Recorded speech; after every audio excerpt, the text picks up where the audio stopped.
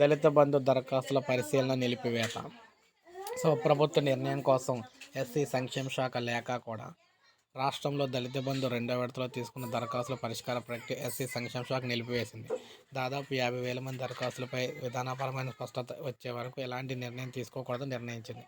యూనిట్ల మంజూరుపై కొంత నగదు విడుదలపైన వారికి కూడా మిగతా సహాయాన్ని అందించాలా లేదా నిర్ణయం తీసుకోవాలని ప్రభుత్వానికి ఈ శాఖ లేఖ రాసింది.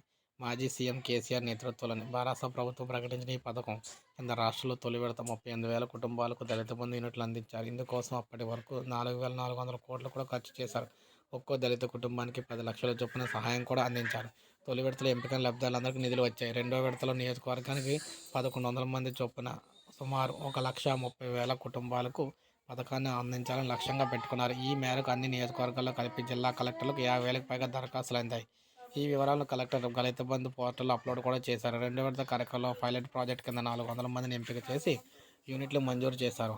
హైదరాబాద్, సంగారెడ్డి, మేడ్చల్ జిల్లాలో 120 మంది లబ్ధిదారులకు మురుగు వ్యర్థాల రవాణా వాహనాలు కూడా ఇచ్చి వాటిని జలమండలిలో అనుసంధానం కూడా చేశారు. అయితే ఇప్పుడు వీళ్ళ పరిస్థితి అయితే ప్రజెంట్ అయితే ఆపేశారు. మరి వీళ్ళని ఏం చేయాలని చెప్పేసి ప్రభుత్వం అయితే అంటే ప్రభుత్వం సమాలోచనలో ఉంది. ఈ పథకాన్ని కొనసాగించాలా లేదంటే కొత్త పథకాన్ని తీసుకురావాలని ఆలోచిస్తున్నారు. తొందరలోనే దీనికి సంబంధించి విధి విధానాలు అయితే వస్తే వచ్చిన వెంటనే మీకు వీడియో రూపాయలు అందిస్తాను. ఒక లైక్ చేయండి, సబ్స్క్రైబ్ చేసుకోకపోతే మన ఛానల్ సబ్స్క్రైబ్ చేసుకొని ఫాలో